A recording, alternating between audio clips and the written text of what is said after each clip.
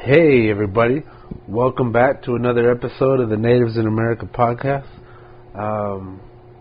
This is your host Benjamin Wan, and I just wanted to start kicking these off with a little intro.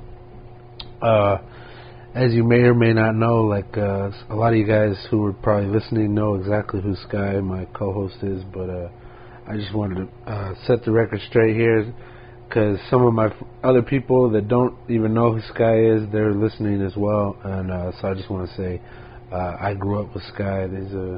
He's a good dude. I grew up. I've known him a good part of my life, a big chunk of my life, at least all the way through middle school. I think we've met earlier than that, but like middle school is when we really started clicking and hanging out, and all of this stuff kicked off with me starting to listen to podcasts, and at some point I just wanted to join in on the conversation. Like, there was a lot of points that weren't getting hit, and I wanted to add on to them. And it's kind of like when I was a kid listening or watching superhero cartoons. The good guy always won, and it always kind of bothered me that the bad guys, they always got away or whatever, or they always lost, and it was like the same old story again and again. So at some point I was like, I'm going to start drawing my own comics, because then I could create my own story there. And that's kind of how this started out. I was listening to a lot of podcasts, and I wanted to join in the conversation. So that's kind of what kicked all this off. And as you may or may not know, I started another podcast first that I was calling the Electrify Your Mind podcast with Benjamin Wan. And I kept hitting like speed bumps. I kept hitting walls saying that I just didn't feel like I was getting what I had always wanted out of it. And I think what it really took was a conversation. So what you're getting now is what I kind of really wanted, was a back and forth, like a conversations on subjects that we kind of either pick at random, or stuff. We cover stuff that I've been thinking about a lot. And Sky is my buddy. Like, we'd hang out a lot, and a lot of times we'll have some beers or whatever, and we'll hang out late at night, usually, because I was either headed down to the reservation, and we'd go in the evening and get there late, and then I'd hit up Sky, and maybe he was working all night or something, and then middle of the night we'd hang out, and we'd have these great conversations. So what this has become is what I kind of wanted for the podcast. I wanted to capture that conversation while also adding my own points and ideas on a lot of different subjects that are going on right now, and maybe past and present stuff. So I'm just happy to say I went through the numbers, and I believe we're up to episode 18. So if you guys stick with us, I'll just keep trying to. I'm debating whether to release this once a week, or just try and release as many as I can until we're caught up, and then every week when we're done, I'll release it the following day or something like that. So that debate's still going on in my mind. But another thing that I think should be mentioned, which is why I'm really doing this, is the photos. I wanted to give credit to Ronnie James. I just realized the other day we were recording episode 17, I think it was. And I started giving credit for the photo on episode 2, which came from Ronnie James. This is Sky's brother. He's a fantastic photographer. I love his work. He's really got an eye for color, and whatever equipment he's using, he's capturing these colors that I really think everybody's shooting for when they use their phone, and they just don't quite capture it, or if they get a camera, it's not quite a great camera. So we all, with our eyes, our natural eye, we see colors in sunsets and out at night in the sky, and you look at it and go, oh, this is so beautiful, I wish I could capture this. And when I see Ronnie James's photos. I feel like he's somehow, it must be the equipment he's running, and I tell him he has the eye. He has the eye for capturing these fantastic colors and images and landscapes and whatever he photographs. He frames it in such a way and captures it at a certain time of day with certain colors going on, and I really love his artwork. So I believe he's going to just keep supplying us stuff, and I'll just keep advertising every time we do this. So what you should know is the photo on episode 2 was his, and what's going on in this episode, this will be photo number 2 of his that we're putting up. He's already provided several that we haven't used yet. I'm just kind of using them as I post episodes as we go along. And as long as he's willing to play ball with that, and keep providing, like I think at some point we'll have a logo with just me and Sky, because we're the host and co-host, and until we reach that point, every episode I'm just going to put up a photo that he's done and that he's provided. So if you guys could look him up on Instagram, and I think his email. So let me pull out my phone just real quick. I'm sorry, this is taking way longer than I thought it would. Let me give you his info that he just gave me. I just want to say, thank you, Ronnie. You're a fantastic artist, and you've really got an eye for photography, and I just want other people to see it too.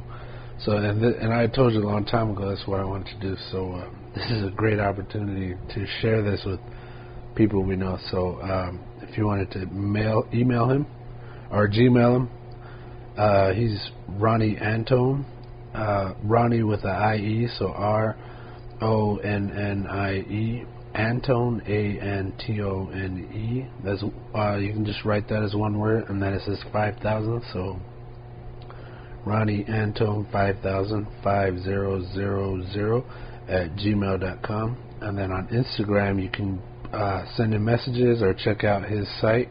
It's at Ronnie James Photography, RONNIE JAMES, and then photography, PHOTOGRAPH. God damn it. Sorry about that, guys. It's someone else's music. I can't put that on. But again, it's at Ronnie James Photography on Instagram, and you can email him or Gmail him, Ronnie Antone. And remember, it's with an IE, Ronnie Antone 5000 at Gmail. Send him some love. Check out his work, and just know that he sells prints. They're quite affordable. I'm trying to talk him into selling them for more, but baby steps. He'll get there. I know he will.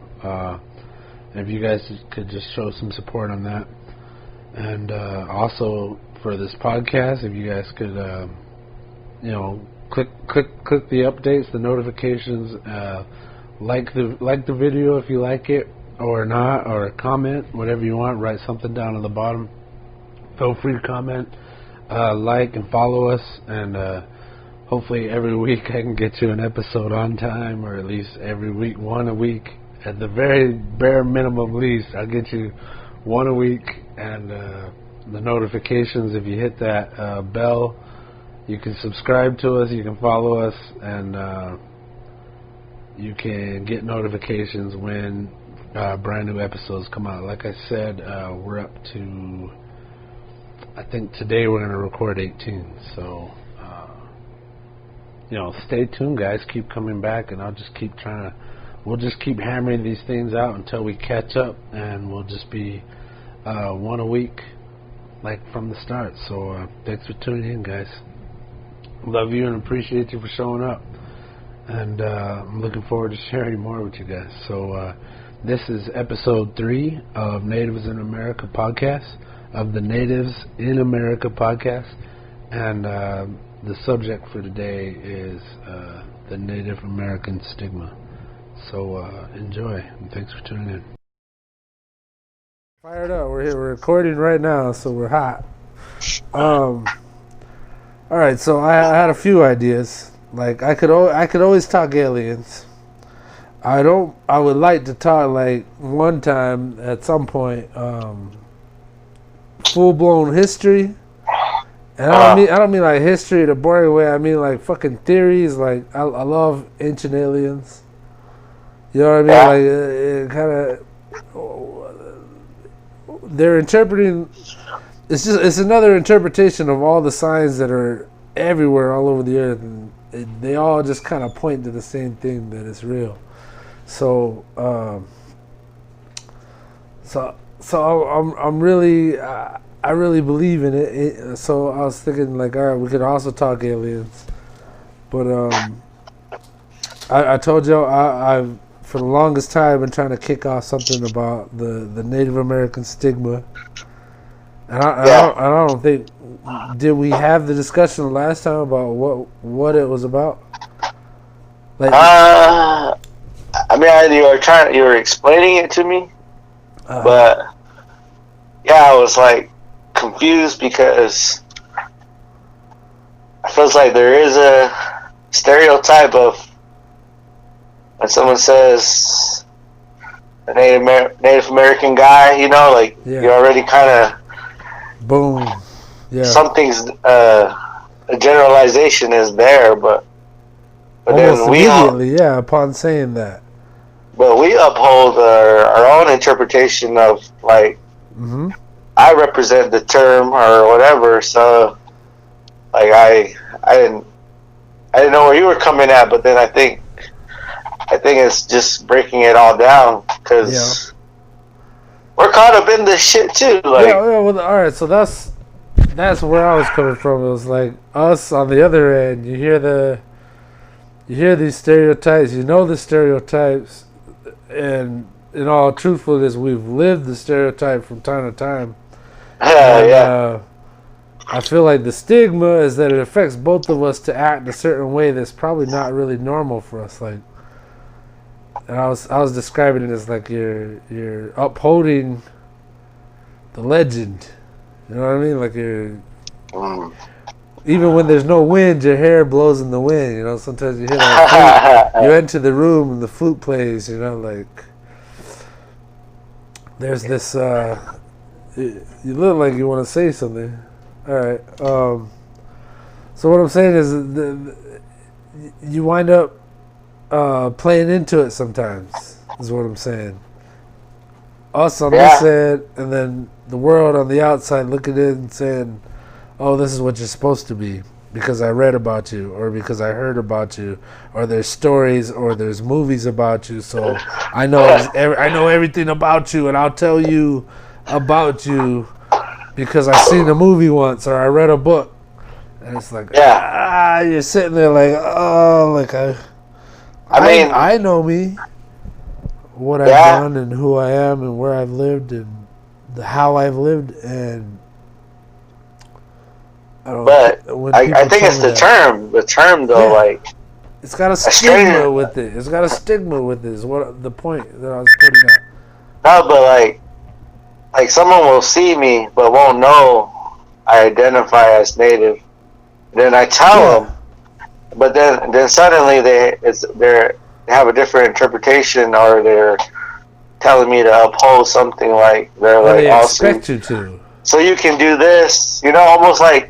Because you know I'm this, now you think I can do all these other things, like like I know the weather, which is kind of silly, and fucking like I'm connected to nature and shit. But like you are, but like, I mean, but not what's in their minds.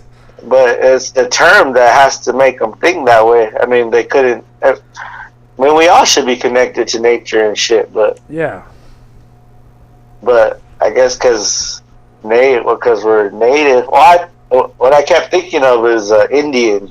Yeah. Like how even sometimes native people call themselves Indian, and it's just. I mean, even my grandma, like I think that was a popping term when she was like young. Like everybody just called each other Indians because it was almost like a joke. Well, I don't want to say it was a joke, but it was just sort of like it's what they call us, you know. So you could pick it up. I think I gotta like sometimes remind myself that I'm not an Indian, or maybe I am in a certain sense, but yeah, it's a whole fucking like I gotta uphold this thing that you guys kind of created. Yeah, I don't know. Yeah, that was the stigma I'm talking about, and it affects both sides. It really affects both sides. And the thing is, there's all these questions that just kind of hang in the air, and until anybody answers these questions, there's just people go off of what they know from movies and stories, and the savages, the fucking redskins, these wild Indians, and now everybody's being very politically correct, and they're going, oh, Native Americans. Oh, you didn't say it right. They're Native Americans. But even the term Native American is sort of like it's an oxymoron. Yeah. Because it's like American is. I mean, shouldn't we be the Americans? But you know what I'm saying? Like, it doesn't make sense to say Native American. Like, it's like, where did these guys just come out of nowhere? You know, it's sort of it contradicts itself, but it's what it is. Yeah, America wasn't America until it was. Yeah. And so it's just kind of like we're just kind of like an asterisk, or like we mysteriously got native and got here. You know, it's funny. It's funny thinking about it, but you know, I guess it's just sort of like just going along with the term. You know, like the other day I heard this little kid saying we're Papago, and I almost like I didn't want to get mad, but it was like I wanted. But she was so young to where I don't know if she would understand if I were to say, "Well, that's kind of what Spaniards and the priests called us." Like, you know, that's not what we call ourselves. So yeah. So I mean, it's like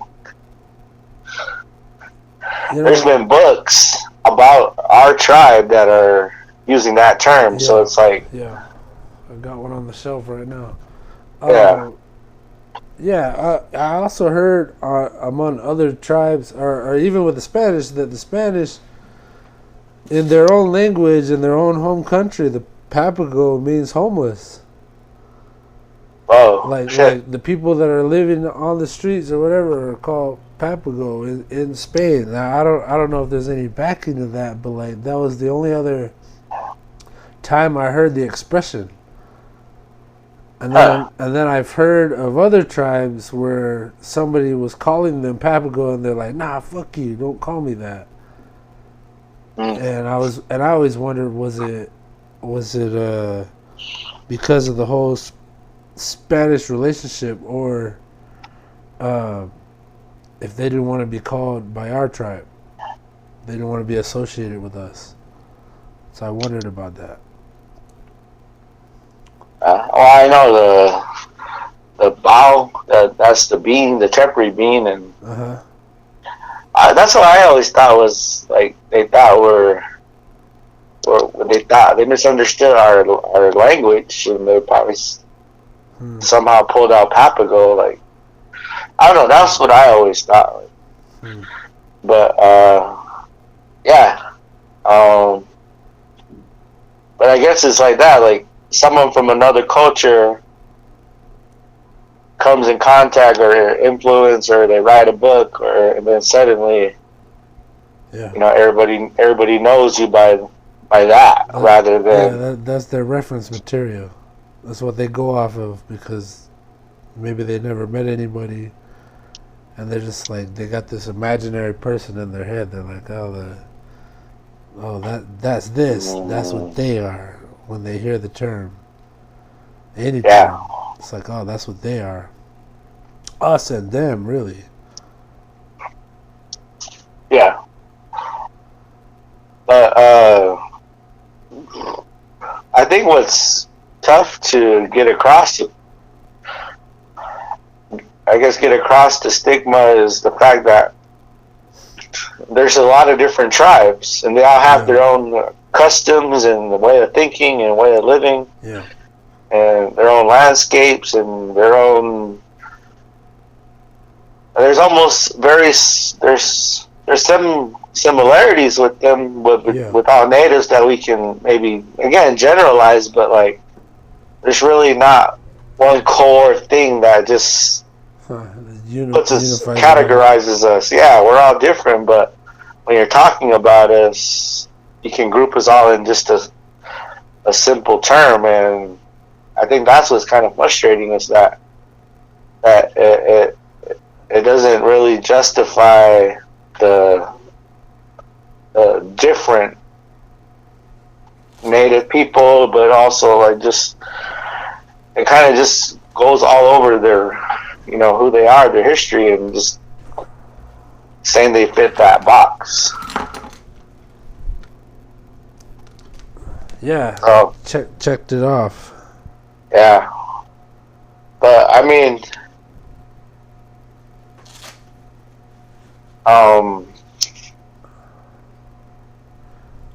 I don't know. Sometimes like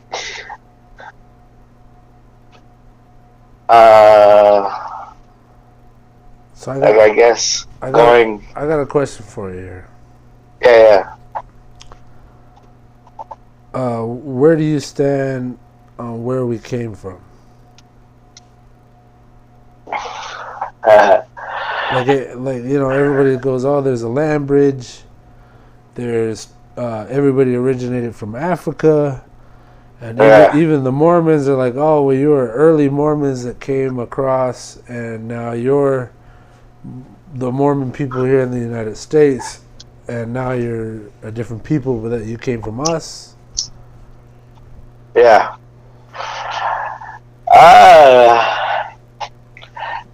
I think that's where like religion kind of helps make that gap of this unknown. Where did we come from? Or maybe are we descendants of maybe an older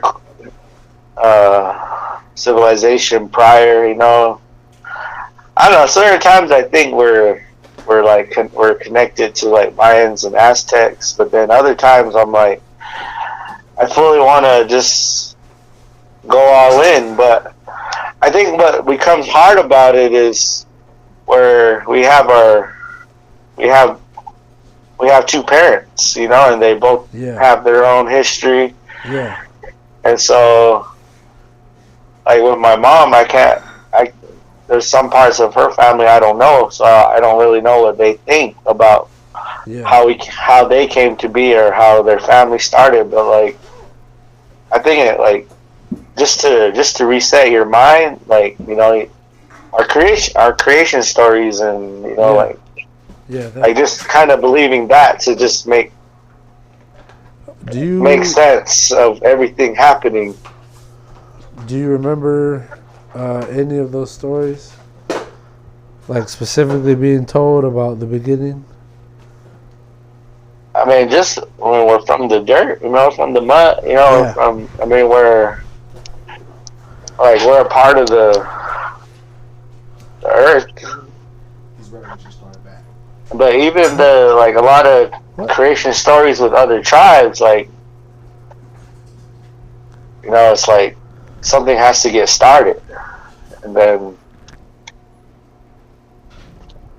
then slowly it happens. But that's just as believable as saying a Virgin Mary, gave birth to Christ or whatever. I don't know. It's just it's a story that you buy into, it's something that you kind of believe in. Hey. Sorry, brother, I didn't mean to interrupt you there.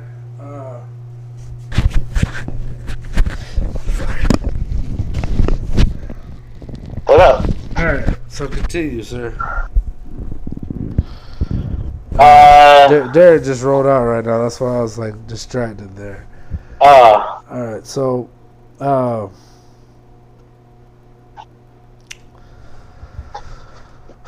mean, I don't know, man. It's so you mentioned the mud. Came from the mud. Like you living today, it's modern times, as people would say. What does that mean? What does that mean to you? We came from the mud. Like, what are your thoughts on that? Like, how? I mean, what does that actually mean? I mean, we're from the earth. Like, we have our own way of living, and we have our own language, and we have our own songs, and we have our own idea of what life is. But the modern times, or I guess the times we're in now, we're I think that's one of our struggles is, still holding on to where we come from, but kind of surviving in this other culture, or in this different time. Yeah. I often think about that. Where I'm going to turn this up a little bit so I can hear it. So I think about it often because I kind of run into it all the time. Like, people ask where I'm from, where my blood comes from, and I'm like, all right, well, how do I explain this? So I'm thinking about it all the time, and I feel like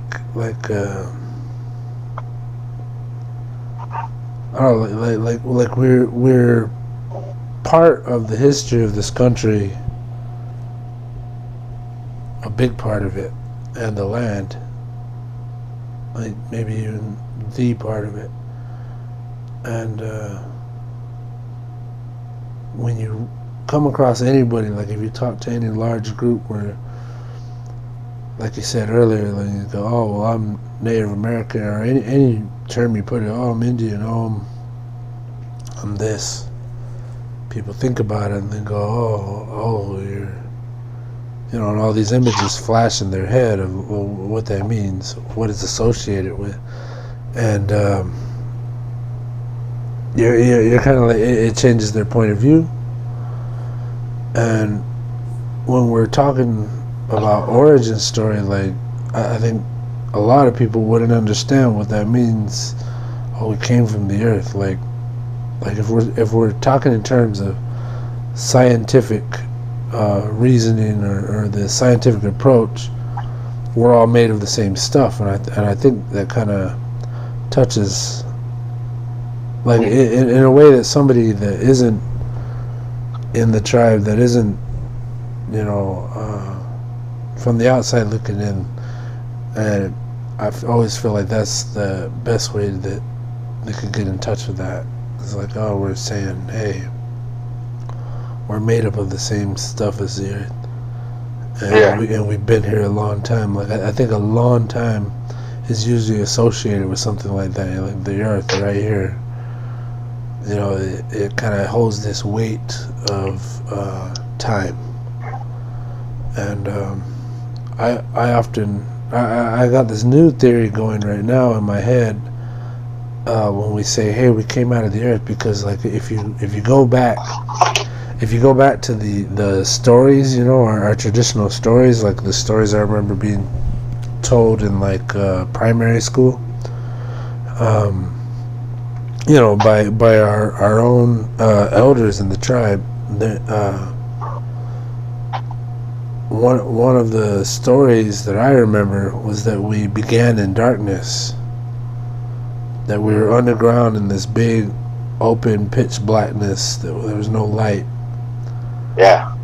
And then at some point, Itoy, elder brother, and Bon, a coyote, got together and they told the people that they, or Coyote specifically, would lead our people out of the darkness into the light. And there's this whole other thing with Coyote where he can't look back. Like they always told everybody, you can't look back. And I think what's cool or interesting is across the globe, people, like ancient cultures, whatever, like everybody's kind of tied together to that kind of story. Like people coming, subterranean or being in darkness and coming to light. Like if you think of the Bible, if you think about the Bible, that's one of the easiest references to refer to when you're thinking of it in those terms. Like, all right, we came from darkness into light. And our creation story, which is a traditional story passed on by word of mouth, it was that we were in a large pitch blackness there was with no light, and we were led out by a coyote or a coyote and Itoy or a creator, who knows. What I remember was it was Coyote, and it told everybody, you can't look back. And what I've seen in other stories is not looking back on what's happening behind you. It seems to be like a common thread, that in people's stories that comes up often, and the darkness. And in our story, it was like we came out of the earth, and we were born into the earth, of the mud, out of the earth, out of the ground, and then we were there and we settled, and this is where we end up. And when I think about that in modern terms, like, all right, that's a story that our tribe, from the beginning, from our humble beginnings to now, the story lived on. And the story, like, if you go, okay, what does this mean? What does that mean in terms of us, where we are now? What could that possibly mean? People are from the mud, out of the earth, from darkness to light. What does that mean? I've been thinking a lot about it lately, and when it comes to like history, world history, and everybody coming from where they come from, either Africa or any other continent on the earth, everybody's got like their beginnings. And on the timeline of history, North America for a big part was covered in ice, right? They talk about the ice age. Yeah. And gigantic glaciers just running from the Arctic all the way down to where maybe Mexico is, or maybe even where our tribe is today, maybe further south into Mexico. We don't know. It's all guesswork. But I started recently thinking, what if, because it was so cold, because the earth was covered in glaciers, what if us as a people were actually there, still there on that piece of land, but living subterranean? Now, it sounds like a wild idea and sounds crazy, but if you take like a direct interpretation of our beginning story, our origin story, it's like, hey, we were in darkness and then we came out. Yeah. What are the chances that during the time of these large, massive, humongous glaciers, what if we were in the ice or underground trying to survive, and then as time went on, the ice caps receded and they started melting. There's all this lushness, all this, bountiful growth of plants and plant life and animal life, and then we just, now that the ice has receded, we return to the surface. Mm-hmm. And we're not the only tribe, probably not in the U.S., I don't know, but the more sensationalized tribes or peoples that have been found across the globe, they all kind of have a story of coming out either of the earth or out of the sky, like all these, there's people from the sky. And when we start looking at direct interpretations of what I'm saying, like, this is what I think, like, this is where my mind's been lately, like, the origin of our people, our origin story was that we came out of the earth, and I'm saying, what if we actually did, like, literally came out of the earth, and we're here, settled here, until somebody came along, and changed everything, and now here we are. What do you think about all that? It was a lot. I kind of feel bad for talking so long. Yeah. The first thing I thought of was Plato's the cave. It's like I don't know what you'll call it, like a theory but it was like there are people in the cave, and then the philosophers are able to leave the cave and see light. And it was their job to bring back light to the cave to people that were living in darkness to kind of help out. Yeah. So I see a lot of like light kind of standing for, wisdom or life. Just kind of being this thing that we're. I think life is probably the best explanation. Yeah. The giver of life, light. But then, to go that far as actually like justifying how we would actually, not us, but older version of ourselves, actually emerging from, I don't know, ice or, another place that's not here. I never really fully looked into that, but I mean, I think it's being, like, I guess our concepts of time, like the people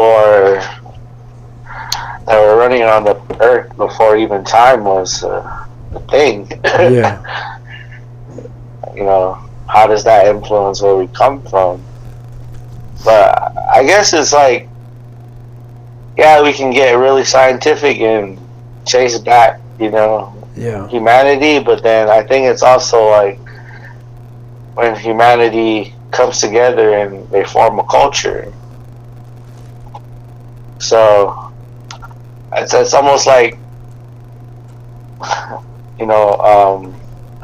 committing to a culture and identifying with that, but then almost going even further to say I'm a part of this other thing that's been roaming the earth for, before the earth might have even been the earth. Yeah. Not because I think of like when a lot of the shit was underwater, Yeah. I don't know. Does that time matter, to our identity now? No. Really, no. No, it does not. That's another thing I kind of struggle with is like, I talk about our history, but really I was born in 86. You know what I mean? Like my experience has begun in 86, and I learned through, whoever writes the storybooks. I learned about history, you go, there's science and news, and there became your sources like everybody else. And you form, your opinion on the world. But at the same time, like, we have this culture that we're associated with, and I think I oftentimes find myself conflicted, like belonging to two different worlds. Yeah, but that's the problem, is there's only one world, Yeah, that is the problem. That's like, what's your issue here? You know, like what's the deal? We're all here, but I was gonna say earlier, it's a human concept to put an identity on who we are further than just animals. You know, like once we started to talk and speak and all that, suddenly we're different than animals. You know, that like, oh, that's the difference. But we're all here on Earth. You know, we're all part of the same kind of ecosystem. So once we start categorizing ourselves as something different, like, does that matter? Like, are we really better than animals? Because I've seen plenty of acts of humanity that seems animalistic and kind of violent and gruesome. Yeah. I mean, I think of like the westerns of like, you know, of John Wayne and and those films. Natives aren't 3-dimensional. We're usually just, we're not even hardly in the film. We're mainly being talked about and being shitted on and just kind of already being the animalistic, the savages. Yeah. So, I mean, you gotta wonder what does that do to the psyche of everybody that we come in contact with? Like, you know, do they think less of us because we identify with that term? Yeah, well, I think so. That type of, it feels like it. Yeah. I don't know. I guess it's like, you know, what you watch really does. You know, it shapes your prejudices. Yeah. So I mean, that was, natives are in so many westerns, but it's like we're always we're always just kind of the prop. Yeah, exactly, the prop. We're not human. We're not people. We're not main characters. Yeah. When you mentioned John Wayne and natives, I think I'm vibrating here. I'll sit up. When you mentioned John Wayne and natives, all I could think of is this movie called McClintock. Have you seen that? No, but The Searchers. Oh yeah. Well, in McClintock, there's like I want to say they're Comanche. There's this whole scene where he's like, "Oh, I'm the sheriff." He's not the sheriff, but like he's the big wig in town. John Wayne is, and he's like the friend of the Comanche, and they come into the city on a train as like POWs, like prisoners of war, and like they're old buddies because they used to war each other's, you know, and they called it the Indian Wars is what they called it, and they became good friends. But like in the story, there were warriors, and then there was this old chief, and he'd walk around chief like he was. They always called him that, and he walked around in like these bright red long johns with like his choker chest plate necklace. And at the same time, he's just like, "Oh, where's the whiskey, McClintock? Where's the whiskey?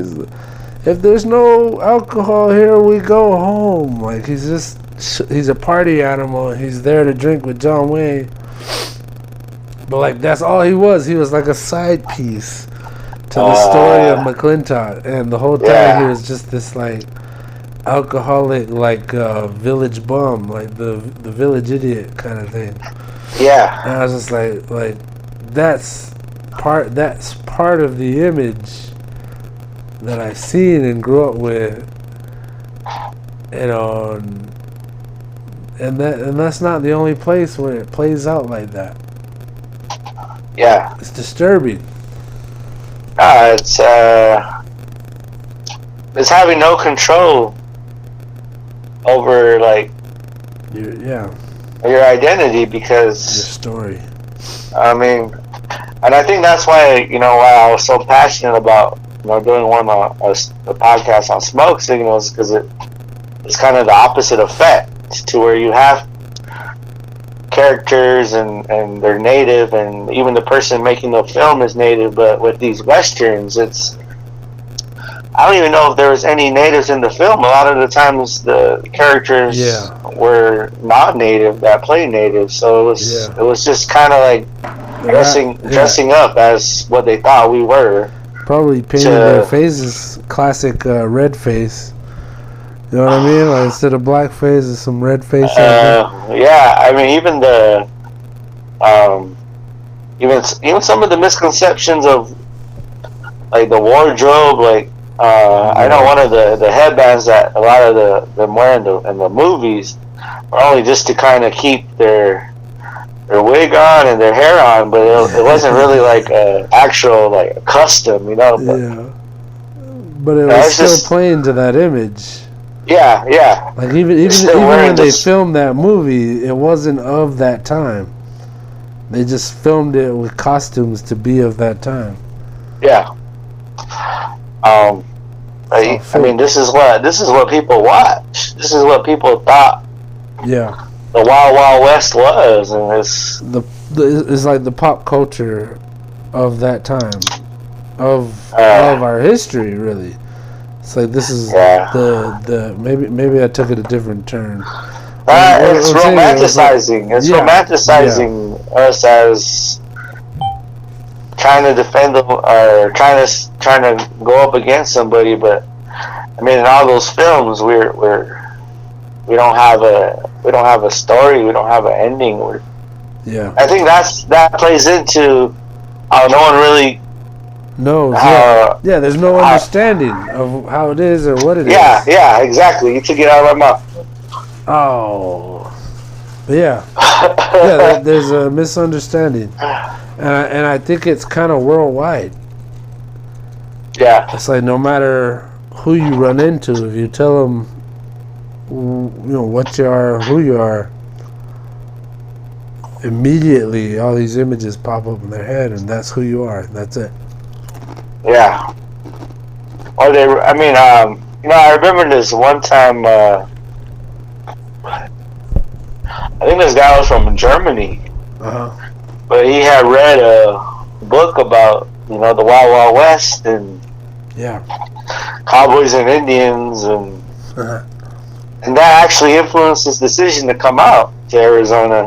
But it was because he read a book about what we're talking about.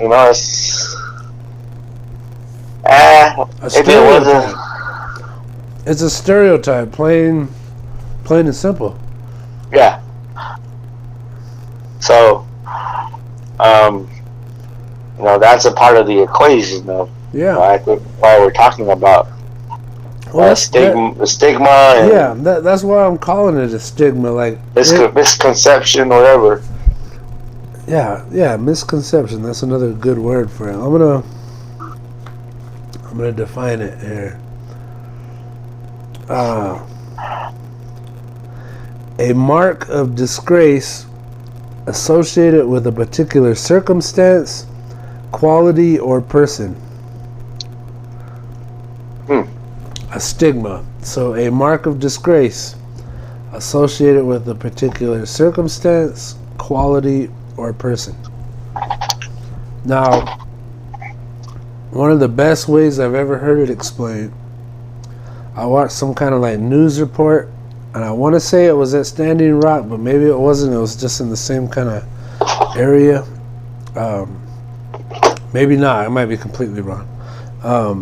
But the speaker that they were interviewing was Winona LaDuke, and what she said, she gives speeches, and like I don't know if you could call her an activist, but she's I would say wow, how do you describe somebody? Well,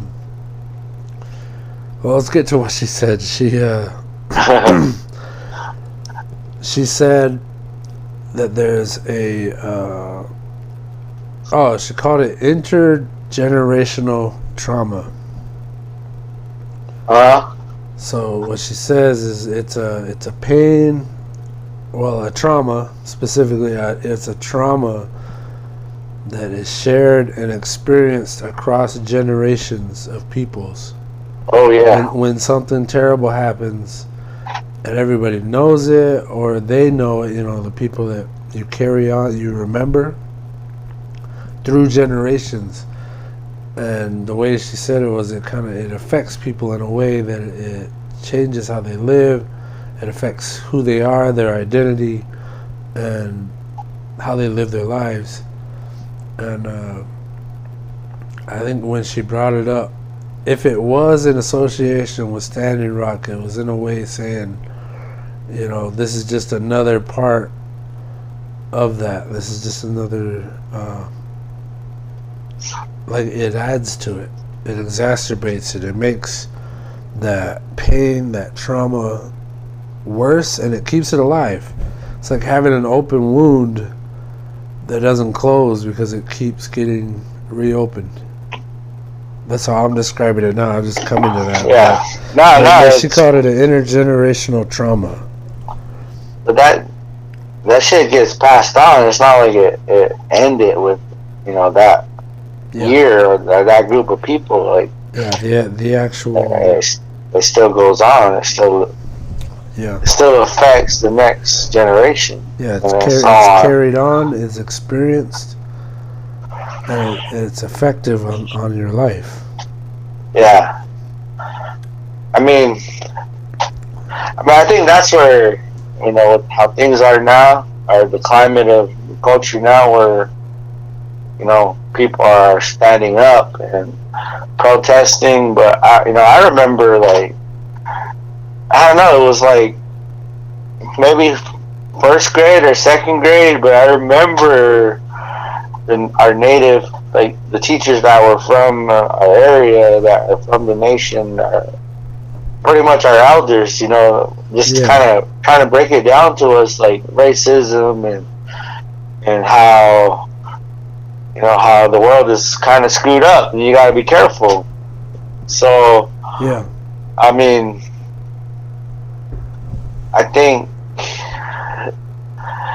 the world where we grow up in, it's almost like they're preparing us just to deal with the shit, rather than here's how to fix it. It's really just here's how to deal with it. You better be ready for this, because here it comes. And they're like, well, this is what I've experienced, and this is how this is how I dealt with it, and it doesn't always work. Yeah. And wherever you go, you'll, if it's mentioned, or if you're questioned, or if it comes up, there it is. That's what it is. That's who you are in everybody's mind. I was going to say these people's mind like it's somebody specific, but it's the world. Yeah. So I think calling it a stigma was kind of correct. I wouldn't exactly define it as a disgrace. Well, all right, let's talk about that. Like, would you say we were defeated? Would you say we were conquered? It depends on what textbook you're reading. I think. Because we're here. I don't know. It's like you lose a war, but it's like you win the battle, but you lose the war, or whatever. Like, we faced challenges, adversity, hatred, whatever. Yeah. But we're still here, kind of trying to uphold, our values prior to, I guess, any other time that we've come in contact with somebody else. But I think that's where we get hung up. Where there's a conflict is because it's not all bad. Yeah, it's really not. It's not all bad. But it's something that can't be just easily washed away or washed out. Yeah. So, well, I sometimes categorize it as like a blemish on the great, powerful image of America. It's like we share this past. Yeah. And it's obvious to everybody. It's like, this has happened more than once to me. You know, you get in a fight at school, and if you lose, which I've lost a bunch, plenty, everybody looks at you afterwards like, oh yeah, that happened. And you gotta walk around and face people. I'm like, yeah, that happened. Yeah, but you still came back to school. Yeah, well, there you go. I like that. Glass is half full with you, my man. I like that. I've always liked that about you. Yeah. No, I mean, it's like we weren't defeated, but we definitely went head on with something that, you know, we almost had to have a working relationship with. Cause I remember saying we live in two worlds, but I had to get away from that because it's like there's still one world. It's not we're here. We're having to deal with the same shit. It's not like we can leave and go. You gotta beam up. You can beam up and just leave Earth. It does feel like that, but that's not the reality. Yeah. So I stopped saying that shit. But I get it. I just personally can't say it anymore because it's not true and it's not acceptable, because it's almost like, because it's like, yeah, we can, like, even now we're talking in English, but like and we're wearing, you know, I got pants and jeans on, and when I go to work later, I'll be wearing boots, and we're part of it.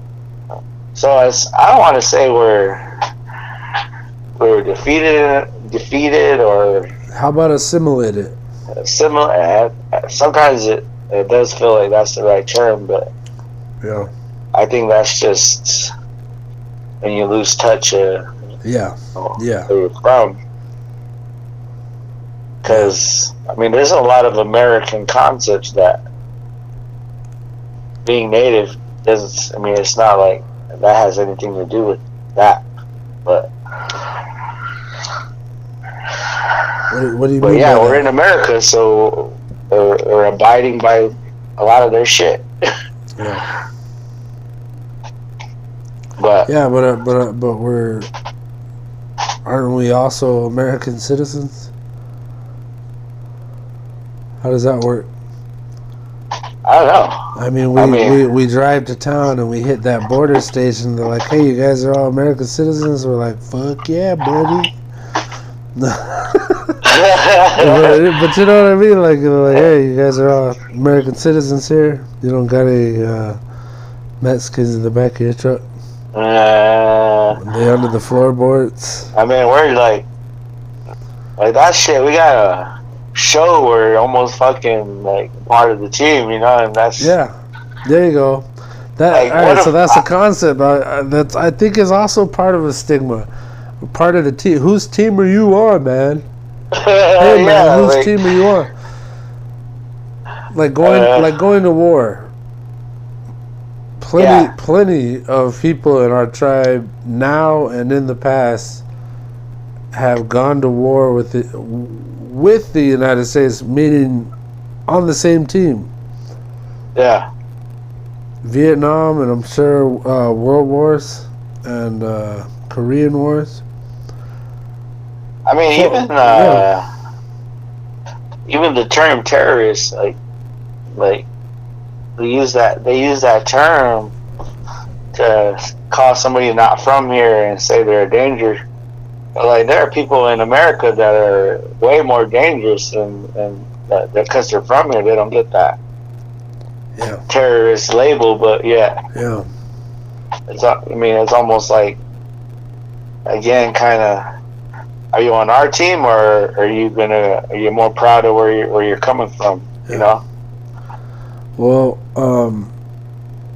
at Standing Rock, there was all those tensions, and there was like mercenaries spraying elders with water. You know, it was this big torrential, like, horrible colliding of old and new. You know, like old and new. Like the fight was old, but the terms and the like what was happening was new, while at the same time it's really nothing new. You know, it's like that's how it's always been. Yeah. This conflict, and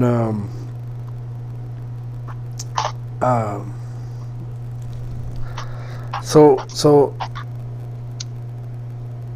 when that was going on, damn it, I lost my point of view here. I lost it. I got carried away. I was saying, okay, so we were talking veterans being part of the war.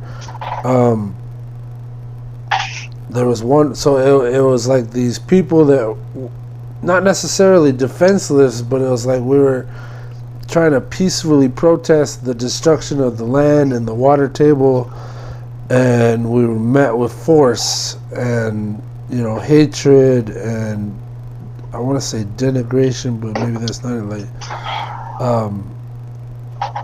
the prejudice, and spite, and just outright like, oh, you're not a people, dehumanizing. And at some point, I don't know when it was, and I can't speak to what it was, but like I saw it on the news. I don't even think it was on the news. People weren't really broadcasting what was going on there, but I saw it somewhere. I think it might have even been like an online post, you know, in the media. Not the media, but like the online media, the social media. And veterans came from all over the country, and they formed a line between the mercenaries and the natives, and it was like, hey, these are our people, they're our citizens, and they stood up for them. And like that day, at least that day, like I don't think it went on forever because winter came around, and it gets pretty ugly out there, pretty cold. But like that was like the first actual stop I saw in the progress of that pipeline, and it was also like the first time where it was like I cried, and I said, "Fuck yeah, it's about time." You know, our own tribe has bled for this country in more ways than one, and it was good to see veterans step up and say, yeah, these are our people, and it's not okay to tear through their land and burn their shit and poison the water.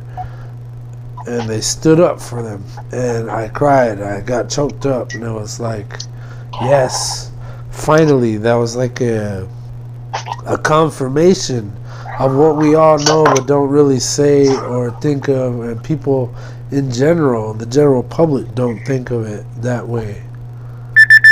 You know, we're citizens too. We're part of the history here. We've played our part in it, and we're still here. We exist, and we're human. And I think that tends to be part of the stigma, that humanity falls by the wayside. It's very easily forgotten between a real person and a movie Indian, quote unquote. Know what I'm saying? Damn.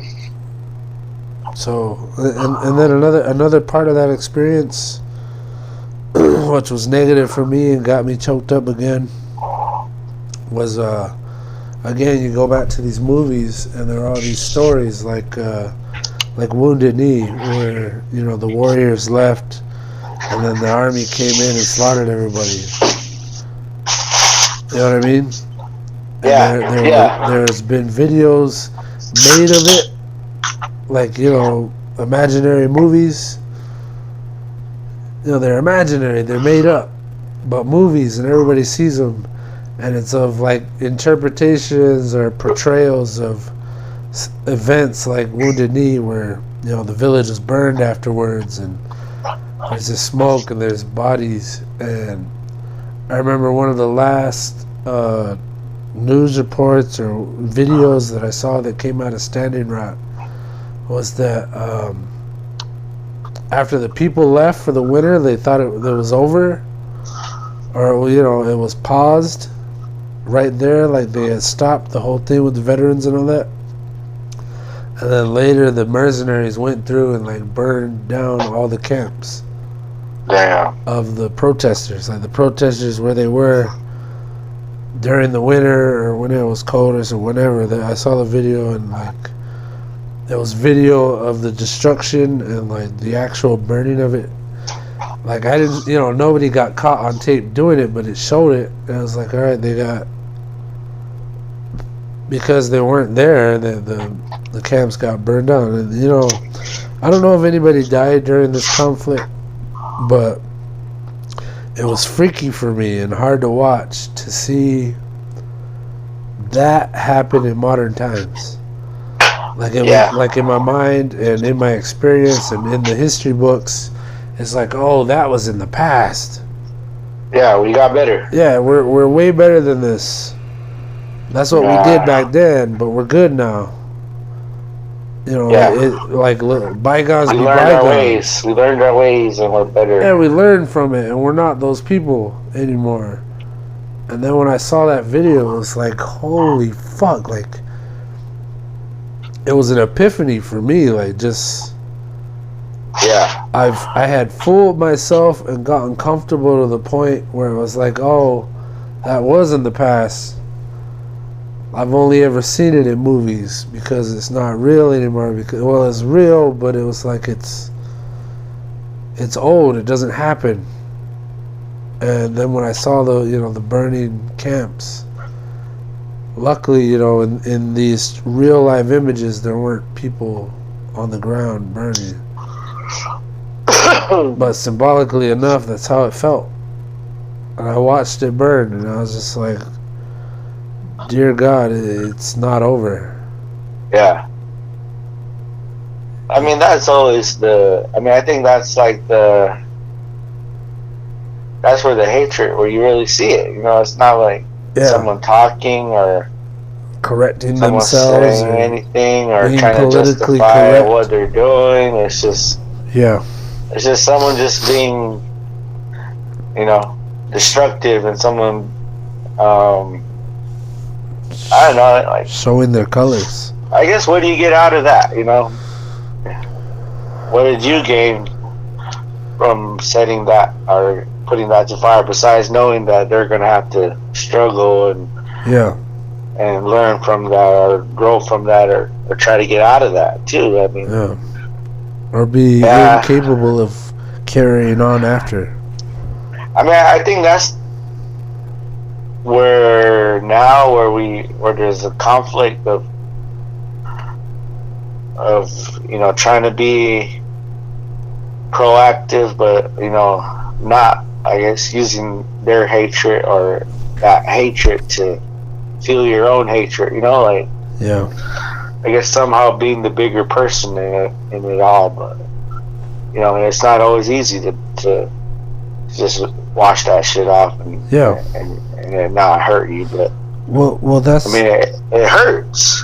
But that was part of the trauma that I brought up earlier, was the intergenerational trauma. It still hurts. Yeah. It's still, you're reminded of it every time you have to have that conversation with somebody. This is what I am, and they go, oh. Yeah. It's still there. It's still very real, and it hurts. Yeah. That kind of deep down hurt, I don't want to say it's disgraceful, and I don't want to say it's shameful, but there's this hurt where it's like, I'm still here. I mean, it's a good feeling to go, I'm still here, but it's still like, I'm still here. Yeah, I do exist. Yeah. I do exist. It did happen. And it's still happening, and here I am. Yeah. Damn. No, I just remember this. I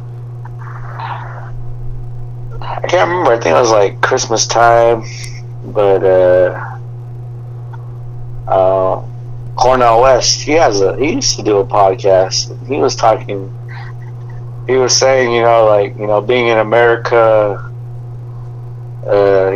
maybe ancestors were slaves, but now they're in America and they just sort of just here. Yeah. But then he corrected himself and he said, this is really the land of the Native Americans, and we're just here visiting. So it was he made light heart of all this dark history, but at the end of the day, like, what's happened has happened, and now here we are. I mean, we can not so much make allies, but we can do what we can to stand up against that hatred. Yeah. Even if that means not using hate,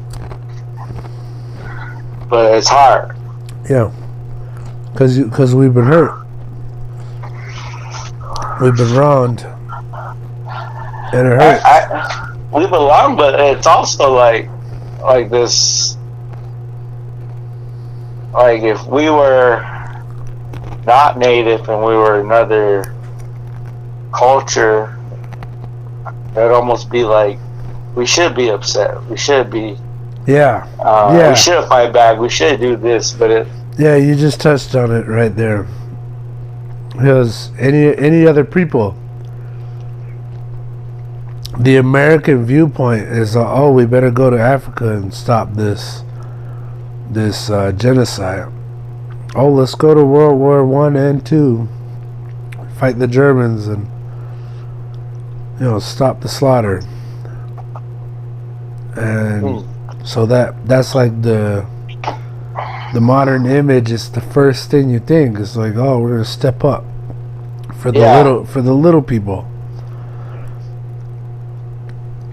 who are getting slaughtered. Yeah, I mean, that's, I guess,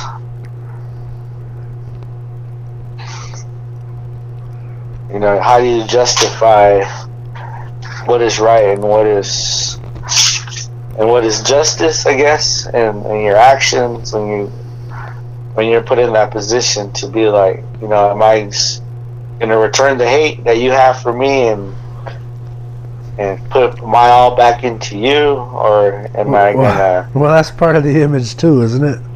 When somebody looks at you and they know it now, they're like, oh, that's who you are, and they're like, is he gonna hate me for what my ancestors did? I don't know, man. You think people think like that? Like I said, I didn't think it was still alive today. That's what I thought. And then I went to go see the other half of my family in Ohio. I went into this bar that's filled with cowboys. Like, I don't know if they were cowboys. They had cowboy hats on. And I felt so uncomfortable by all the stares and the looks I was getting that I put a bottle in my back pocket just in case I'd had to fight. And that was another eye opener in my life. It's like, all right. You felt what? Did you feel more native there? Yes. Or what? Yeah, absolutely. I absolutely wasn't from Ohio. In their eyes, those are all Ohioans and whoever else. Yeah. But I absolutely wasn't part of their tribe. I absolutely wasn't. Dude, you're. I remember the first time I went. Well, I only been there one time, and maybe that's why I was only the one time. But and maybe it's just being from the res, but we went to Washington D.C. I think it was my senior year, and this is a new town, a new setting for me. So I'm just enjoying the view, but just kind of how maybe my nonchalant carefreeness, but I kind of seem to ruffle a lot of feathers with people in the city, and it was because I was just taking my time walking across the street, responding back to what they were saying to me. I remember this guy was like talking shit to me in Subway, and it was only because like I said, I told you what I wanted, and you didn't hear me. Yeah. But it was I didn't know if it was because of my color or just because I'm not from the area, but I didn't fit in. Yeah.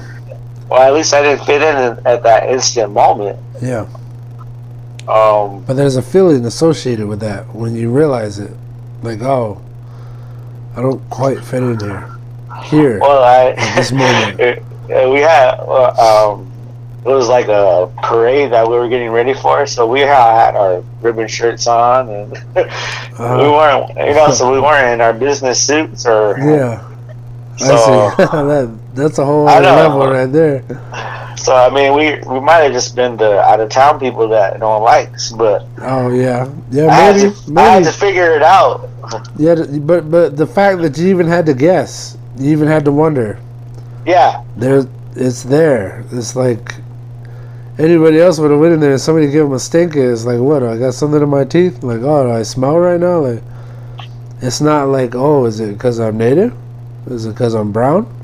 Yeah. You'd have to think that way. It was just like, but it was there, almost automatically. And the fact that you had to think about it and wonder, that's a real feeling.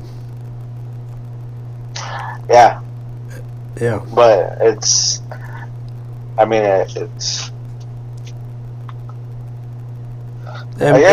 it wasn't. Maybe it wasn't. Like in all fairness, maybe it wasn't. Yeah. Maybe it was that you were out of town. Maybe I was the one making the situation at that bar where I felt like I had to protect myself. But maybe a bunch of other incidences. But there's something to that. But it's being out of our element where we're comfortable. But I guess we should feel comfortable because it's the same place. But I think it goes back to the borders and these lines and these man-made lines. Almost how you gotta act when you're on one side versus the other. Like when you pull up to that fucking border patrol station and you smile like you're American.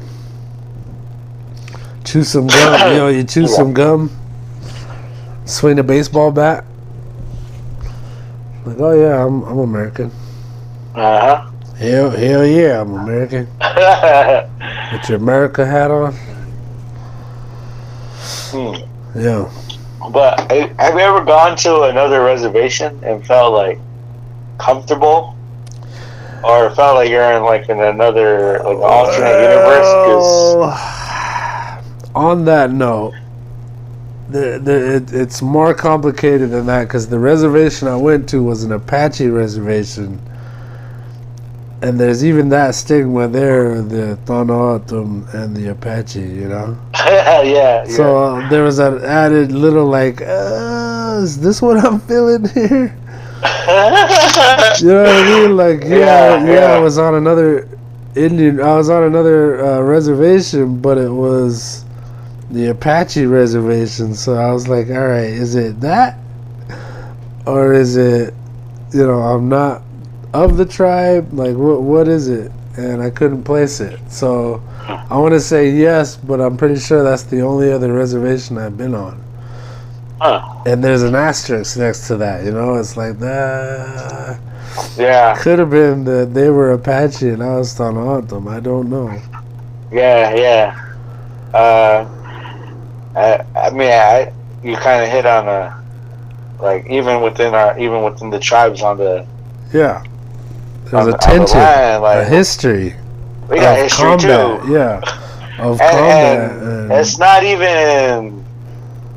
even like history that we're bringing up. It's just in the past, this happened, you know. But I mean, I think that's always the go-to. I guess how you look at it and how you see it is like, you know, that was that time. Yeah. Things have changed. Almost like we have bigger fish to fry. Yeah, well, yeah, we do. But I mean, I just always like. I mean, I've been to a few reses. I mean, a few places on Navajo land, like Tuba City, Kayenta, Sanders. I mean, just random places, but it's like maybe because it's remote, or maybe because I know, you know, we're in connection with family, but it's always like it feels like we're home, but we're not home. Yeah. You know, even with like. Well, because there are that big a difference between tribes. We have our history, and then we have our history, our own culture. Yeah. Yeah, I mean, it's I don't know. I mean, I remember I don't know, just like you ever get along with, like, maybe they're not, you don't know them, but because they're native, you just kind of get along with them because I don't know, you feel a comfortableness. Yeah, all right, yeah. Yeah, I mean, I always see that, but it's always just kind of, is it because I feel more comfortable with, you know, our similarities in history, or is it, you know, I really feel connected because, you know, I mean, it's not even something I can think of in my head why I gravitate to this person versus some other person, but yeah. A lot of times too, the humor, it's like, I don't know about you, maybe it might be different because you're in the city more and you interact with who you want to interact with, but yeah, sometimes you don't have to know native, you don't have to know the native person, but your humor is still tied. Yeah, it's similar. But I don't know if I'm just speaking just because of my own history, or if that's something you recognize too. Yeah.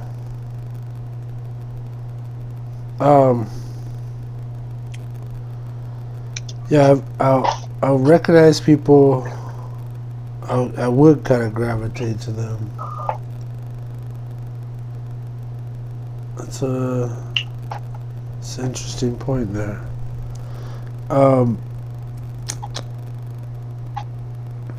Sorry, wait. I had just started to receive a call on my phone, kind of right in the middle of your thing.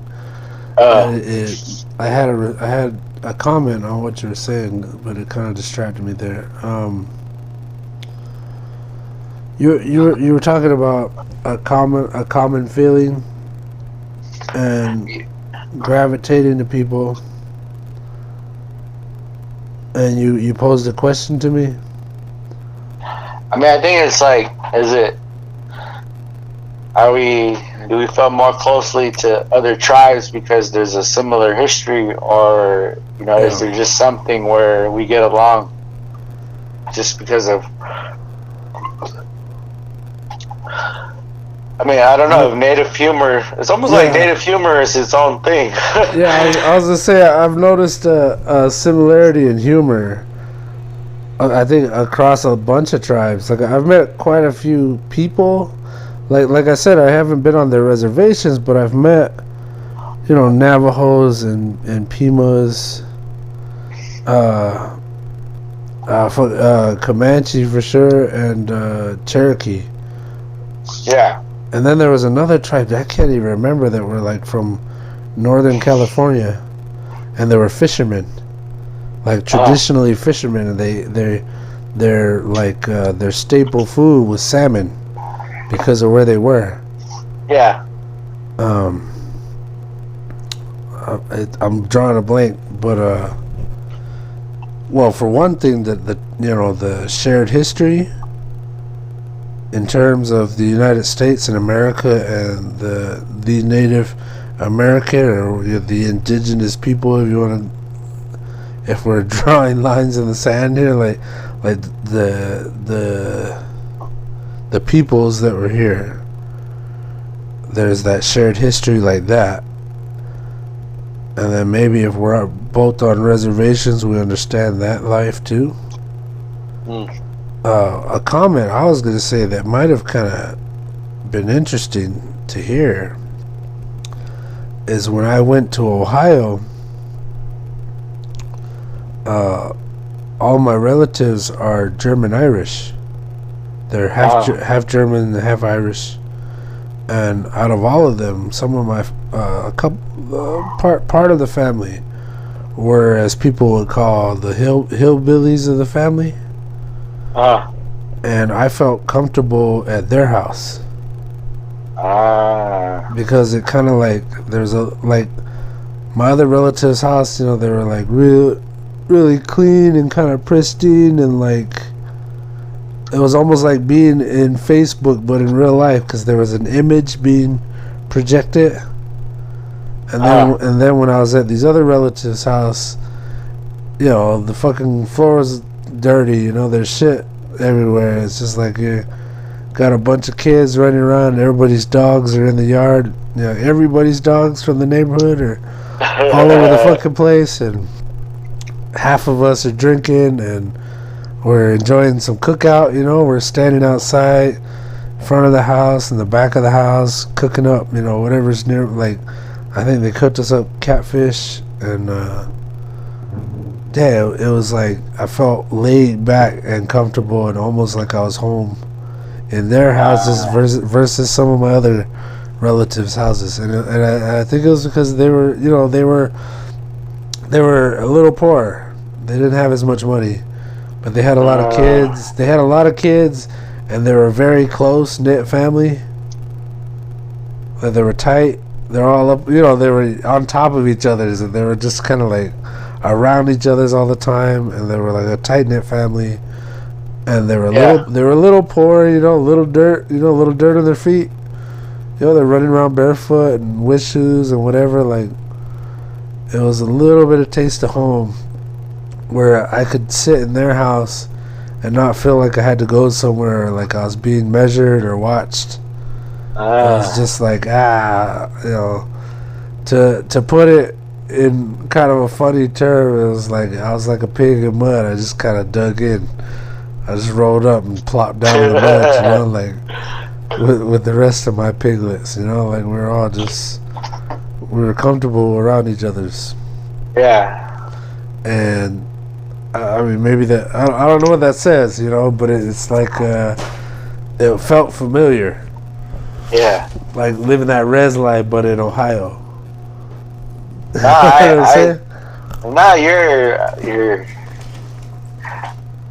You're really getting me to think about this whole. Yeah, like the overall concept. This almost like this image you gotta uphold. Yeah. In an American world versus when you're native. That's not a carelessness, but there's not an alternate reality, but there's a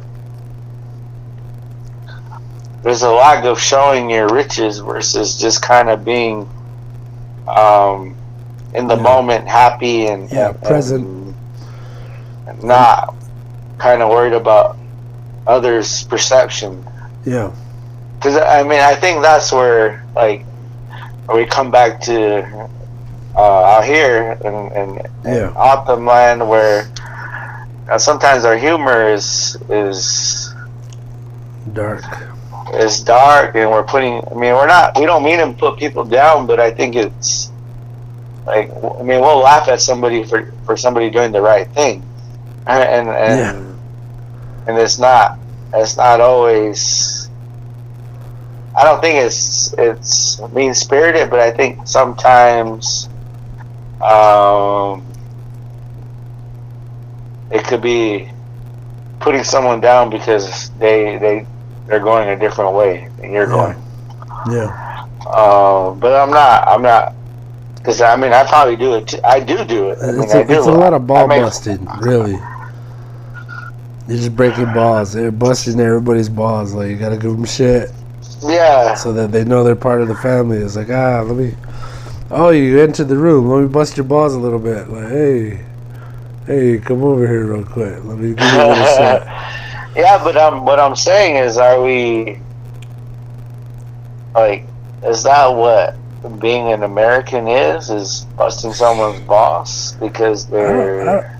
I don't think so. Well, I don't know. See, I was thinking res life, dark teal humor when we're talking like that, and now you're saying American. I'm like, wow, I saw a distinction in my head. I was making the distinction automatically.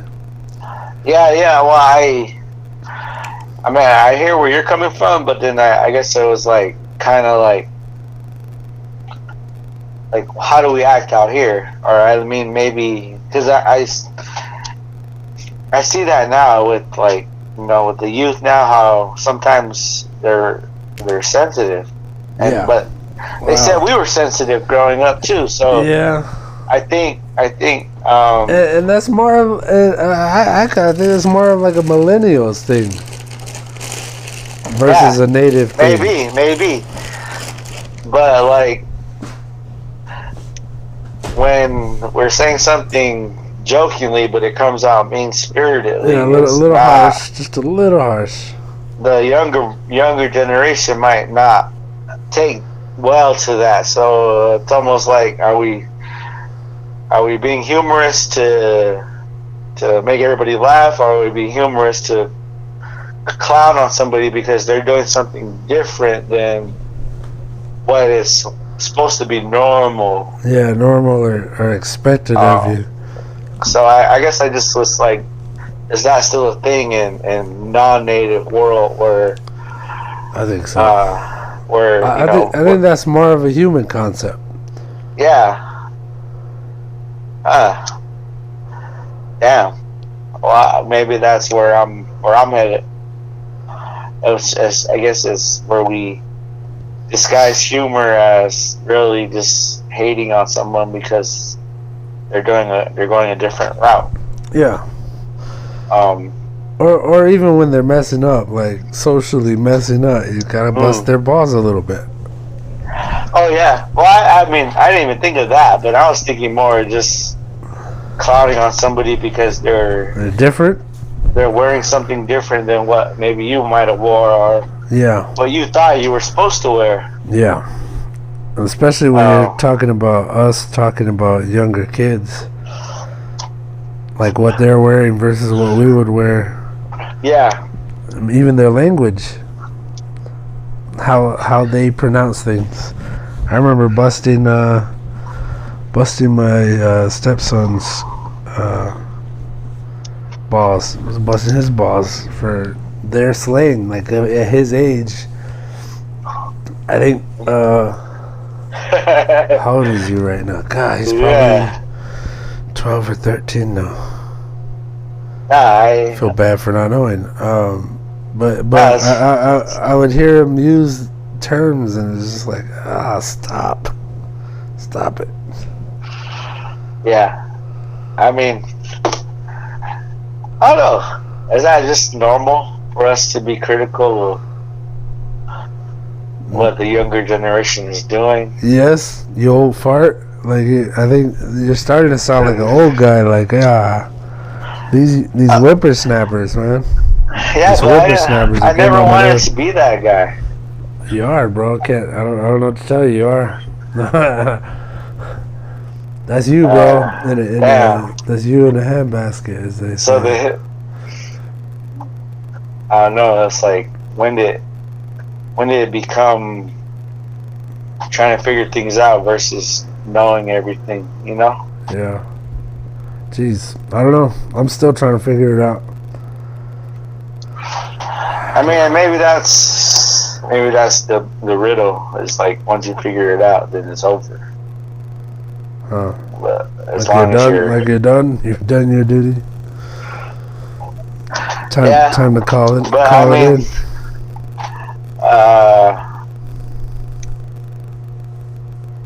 Yeah, I guess the stigma is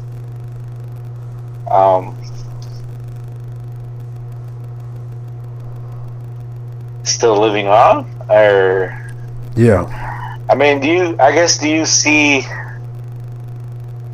any like progress? I mean, since you were a younger version of yourself to now to say like, oh yeah, we're getting better, or is it just the same as it's always been?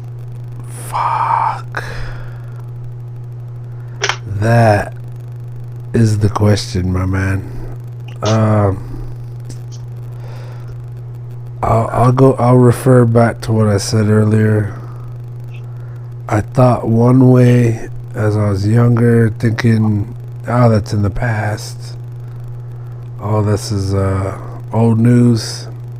Doesn't affect me as much today because we're in the modern times, and then when something goes wrong, I'm corrected.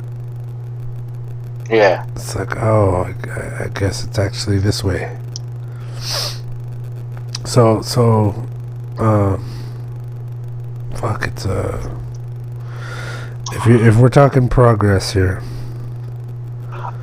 we've there's always talk of casinos, and I think casinos are a touchy issue with everybody. I don't even really know how it all works or how we got that.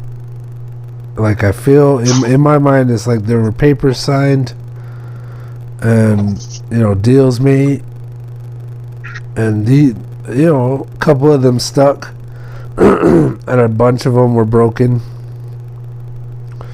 and we've kind of got we've kind of got healthcare.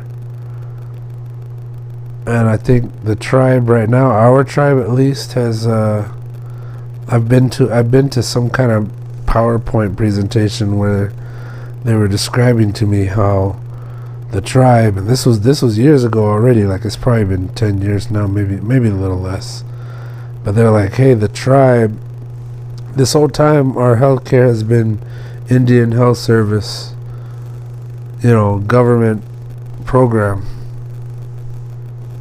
that I would say is almost like reparations. And because of the casino money, our tribe is considering taking over that position. Or I think they already have, like supposedly, like they had told me deadlines, and I think it was like years ago, but they were like, we're gonna flip the bill and take it over. Yeah, I mean, I think they did. I think it's already been officiated. Yeah. So if that shit is not progress, I don't know what is. Like I remember in school we do our testing, and if we didn't do good enough on the testing, the state would take over. And that happened. That shit happened. Like, I don't know it kept happening.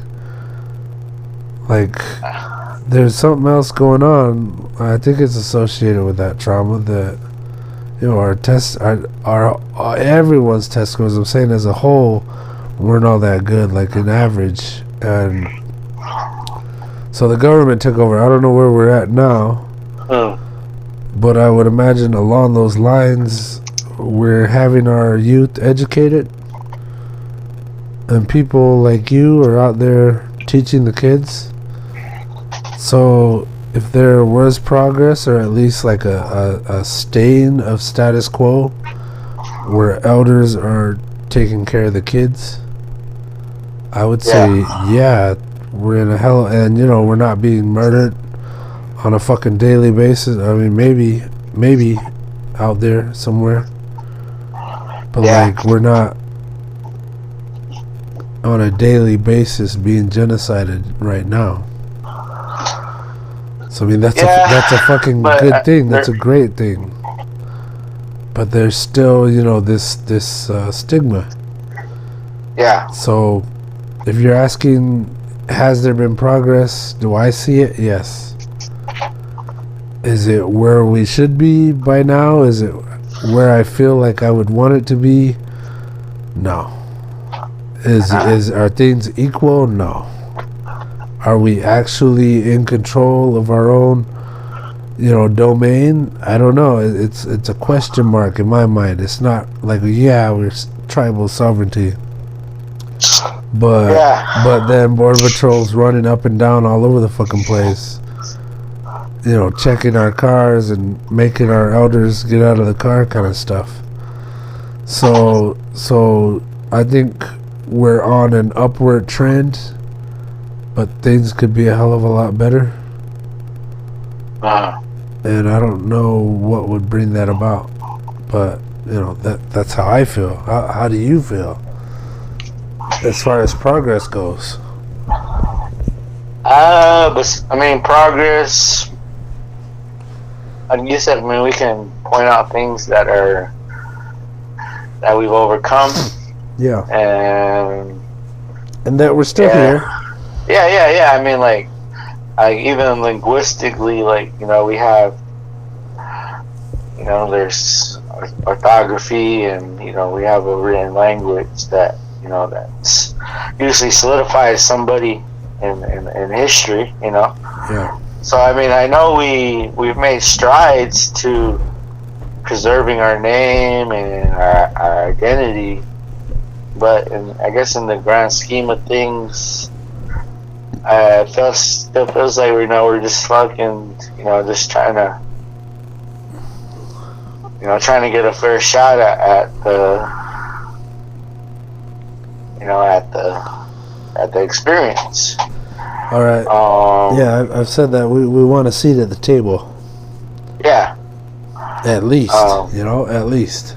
Well, I think we want to make sure that our presence is at the table.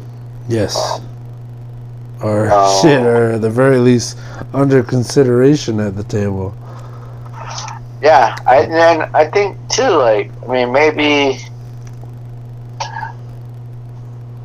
you know, because we know the world's changing, and because we know our identity is important, you know, I think it's just making sure that we're not just a forgotten civilization or forgotten people, that what was intended, you know, like, that's why they romanticize this, because they won't. Ultimately, they think we're gone, and we're not. We're still gone, you know. And I think that's kind of where maybe there's this where it can feel like there's two worlds, because, you know, like, we're growing up, like, my family told me don't have kids. That was when I was growing up, because it was a lot of teenagers were having kids during that time when I was about to be a teenager. So the message they gave me was don't have kids. But I think it was more just like, don't follow what everybody else is doing. Yeah. What should have been the message, because now they want me to have kids because they want me to preserve a legacy. But you know, I think it kind of falls back on, you know, that individual group of people. Like, it's almost like we got to be on the same page to write a strong narrative versus individually trying to save everybody, you know. Like, I think there needs to be more working together within our people, so that we're all kind of on a common wave. I mean, it is happening, but I think what we're battling is a lot really significant, and it's going to take us to get together and try to be on the same page to, I guess, to still be at the table. Yeah. But I mean, like, we can talk about negative stuff, you know, we can talk about positive stuff, but they all kind of balance each other out, and it's like everybody else it's on them. So, you know, I try not to like feel it's a big problem, but then it is a big problem. So, yeah, I think sometimes we can get burned out by just trying to understand it. Yeah. But it's a complicated issue, and yeah, no one thing's gonna solve it or fix it or make everything better. Yeah. But would you say there's still hope? Like hope to either heal or to just become humans versus, you know, cowboys and Indians? You know what I mean? Like, do you hold out hope for unity and maybe humanity over tribalism? Like over, like, you know, still preserving your culture, but everybody realizing we're all, you know, we all have a piece in the pie here. Yeah. I mean, I you know, like right now, the time we're in now with this pandemic, this will be a good time for everybody to get together, but, you know, it's not happening really. Yeah, you know, it's strange. It's kind of opposite, is tearing us apart. But I mean, do I think there's hope that, you know, someone, maybe not me, but maybe someone I come across that I can maybe get them thinking about what they can do, and maybe they got a better idea than what I thought will work. Yeah. I mean, I'm hopeful that our younger generation has it figured out, or at least trying to figure it out. So I haven't lost all hope, but yeah. I think I think that's where our individual role, like fulfilling that and doing that to its highest capacity, rather than you know, trying to solve this abstract puzzle that you know, you're understanding that it's going to take time, and it's going to take, you know, maybe not your generation, but your generation might be the one that kind of got things going. So yeah, I'm hopeful of the young. Yeah. Because I know that they grew up firsthand knowing this technology. Yeah. But then they also have it from day one. Yeah. Have values that we've always had from our elders, and and what they learned from the Himadug and culture, and just being, you know, from this area, or I mean, being from Autumn land, or whatever, however you want to describe it. It's just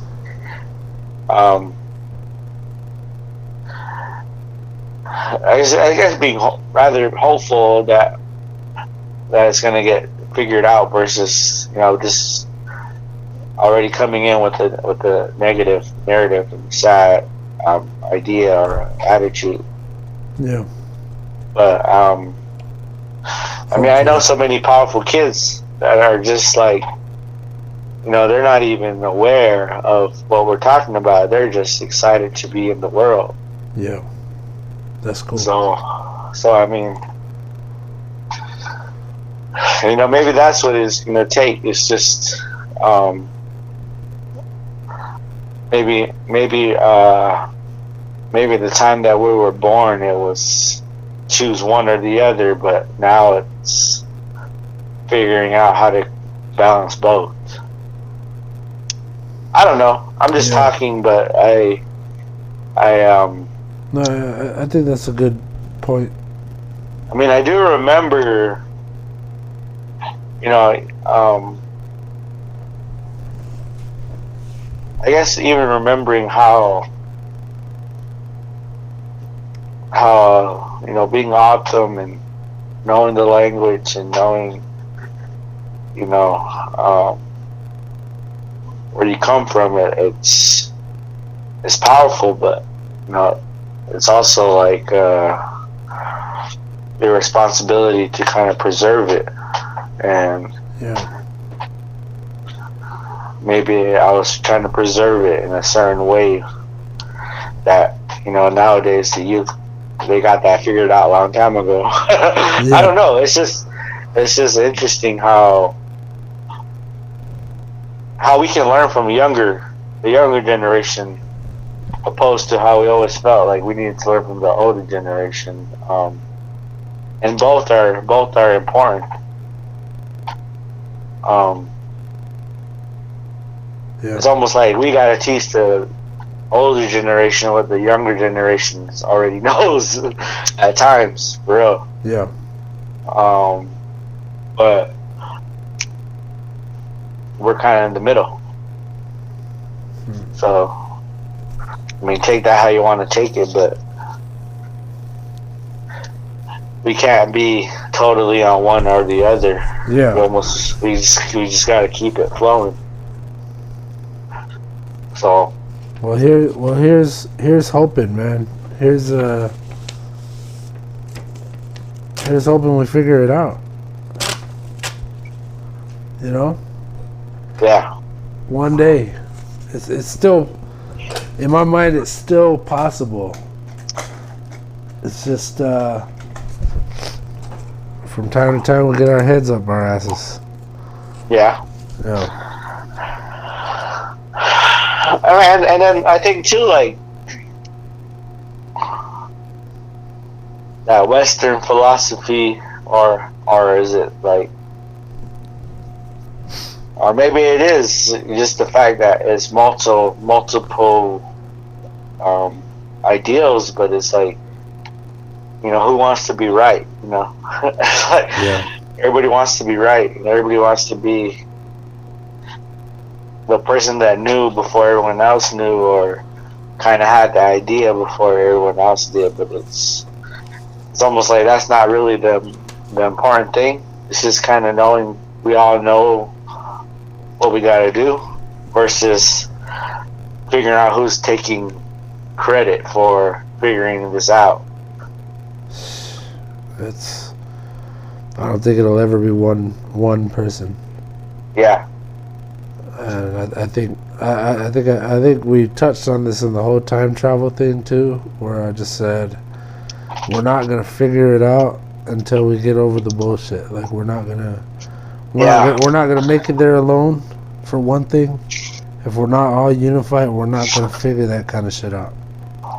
It's too big and complex an issue for any one group of us to go after that. To go after solving that. Yeah. So I think that's a good point to end on. Yeah. Unless you got more to say on it. I know. I think that's pretty much it. It's like, it's not our responsibility to be right. It's kind of our responsibility to preserve our culture. Yeah. So, getting lost in the fight of who's right or who's wrong, it's really like, why can't we all get on the same page and prevail from this mess that's been created? Yeah, this separatist vibe. And it's almost like we're still fighting over the land. Yeah. Man. All of it. Across the world. I don't know. It's almost like we're fighting the wrong battle. Yeah. We showed up to go to war, and we're not even on the same playing field. We're somewhere else. We're at the wrong. Yeah. We're in the wrong place. Well, and I think that's where, I don't want to say natives get it wrong, or Americans or non-natives get it wrong, but it's like, we're not trying to say the land belongs to us, but we're also like the land is a gift that we're wanting to preserve. Yeah. So it's like the water and the land, the beauty. I mean, even like I think it's some Navajo culture where they see the land as a female, and to take things from it, or to take oil from it, and you're kind of robbing it of what makes it a female, So it's like it's like that concept of viewing the world as a person. We're not there yet. We're talking about acres and borders and landscapes. I saw the Mount Rushmore, like how it looked before Mount Rushmore, and damn, it was such a beautiful mountain. But yeah, I was thinking about it a little earlier. I mean, it's I don't know if somebody will say that. That's not native. You might have just ruffled some feathers. Yeah. But it's the truth in my eyes. I mean, yeah. Did the mountain get better because you carved these guys' face in it? I could say that as vandalism. That's but again, it's not any of us having a common narrative. We're still arguing about what happened. Yeah. Versus how can we improve as people from the mistakes or from the actions, however you want to describe it. Yeah. Like, what did that do for you to blow up this mountain and deface it? Deface it with faces. But I don't know. I mean, I guess if I could say I'm patriotic and looking at the Mount Rushmore, that's a beautiful scene. But it almost seems more beautiful if I'm claiming to be native and it's this original mountain that's never been bothered besides what nature intended to move, Yeah. I don't know. It really got me thinking. It's an interesting perspective. I think sounds like a whole other thing to go into. Yeah. Like that's a whole other venue another road we can go down at a later date. I guess is acts like that. Yeah. I mean, I think that kind of leads to the whole trauma feeling in the first place. Is just, oh, we're gonna do this. It's like, oh, it's our sacred land. Oh, it means something to us as a people. Okay, oh, that's nice. We're gonna do this. Well, it's like two opposite stories. Yeah. One's positive because they're showing patriotic love to their forefathers, but then there's this sacred mountain that has to do with their origin and where they come from and how they identify as a people. Like, which one's more important? And obviously it's not Mount Rushmore. It's not anything else. Like, they kind of took that and that's what it's known for worldwide. So it's kind of like back to the whole Papago. Like, that's what they called us during that time, but that's not what we call ourselves, and it's not even respectful to bring it up now.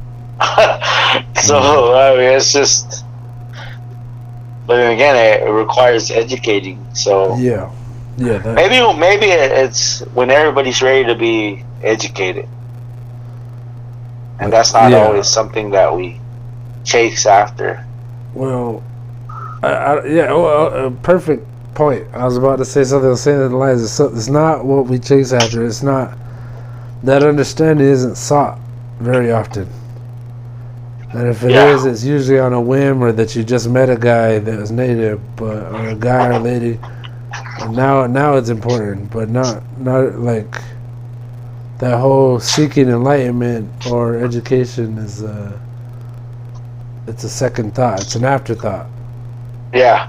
And that was a good point.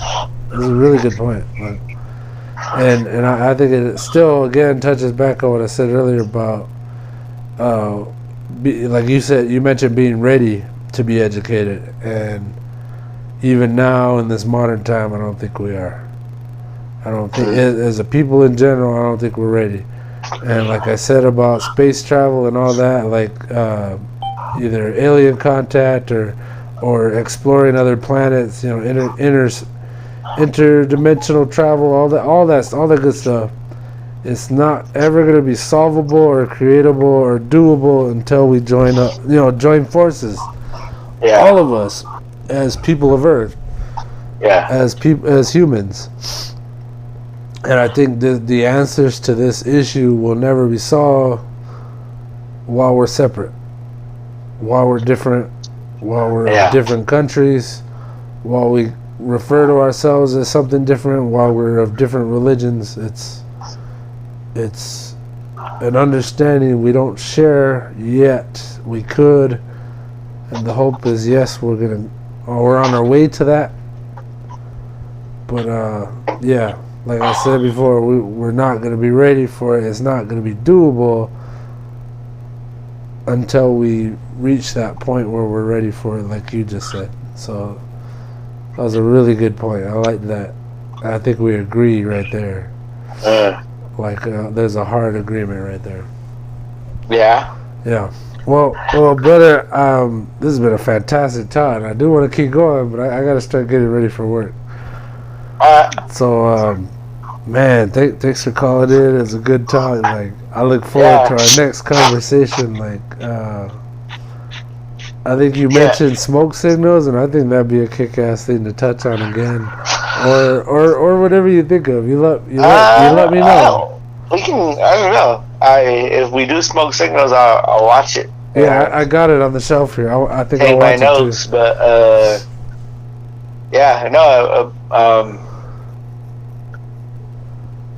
well, it's still July, but it was, how the 4th of July is how it starts, with the fire. Oh, yeah. Yeah, well, then we're just in time, man. It just happened. That was days ago. Yeah. Maybe the next one should exactly be that. All right, well, I'll try to watch it and I will too. Oh, between now and next Wednesday. Yeah, but no, I think we got some certain parts where it was thought provoking and getting me where do I stand on this, but also where what's my understanding of this? How do I feel about this? How does that make me feel? Yeah. So. Yeah, I shed a couple tears myself. Yeah. No.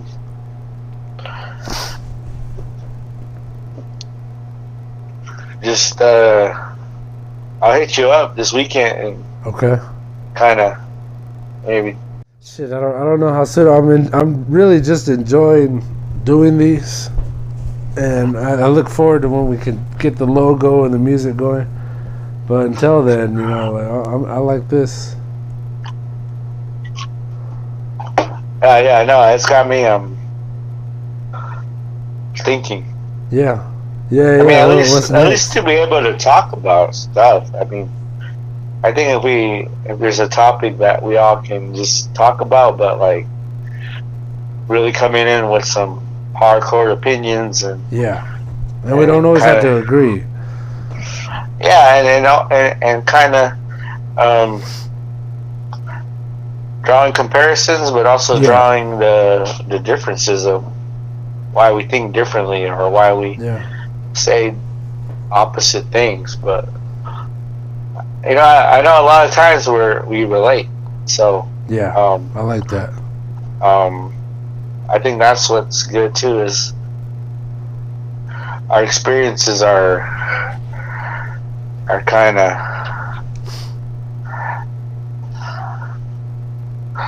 they're not similar, but they're.